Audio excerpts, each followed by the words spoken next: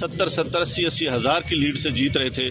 ہم نے ان کو ہروایا ہے اور ان کے اوپر جعلی مورے لگا کے سب کو ہروایا. کمشنر صاحب جب جعلی مورے لگ رہی تھی اس وقت آپ نے کسی سے کہا کہ یہ سب کچھ ہو رہا ہے، غلط ہو رہا ہے، اس کو روکا جائے؟ دیکھیں، میں یہ ساری اس غلط کاری کی ذمہ داری اپنے اوپر لے رہا ہوں اور ساتھ آپ کو بتا رہا ہوں کہ جو چیف الیکشن کمشنر ہے، جو چیف جسٹس ہے، وہ بھی اس کام میں پورے شریک. کس کے کہنے پہ سب کچھ ہوتا رہا؟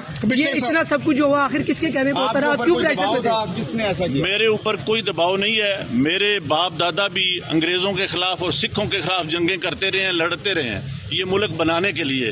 اب میں اس ملک کو توڑنے کا حصہ نہیں بن سکتا. کمشنر صاحب، آپ نے راولپنڈی کی بہت بڑی خدمت کی ہے، آپ نے بڑے بڑے میگا پروجیکٹ میں 24 گھنٹے کام کیا ہے. یہ بتائیے گا کہ آپ کو کمشنر چیف الیکشن کمیشن دباؤ میں لا رہا تھا کہ یہ کریں سارے کام، لوگ جیتوں کو آپ نے ہرایا، آپ کو نیند کیسے آتی رہی؟ کس طرح آپ کا ضمیر جاگ گیا؟ دیکھیں، میں نے راولپنڈی کے لیے 14-16 گھنٹے کام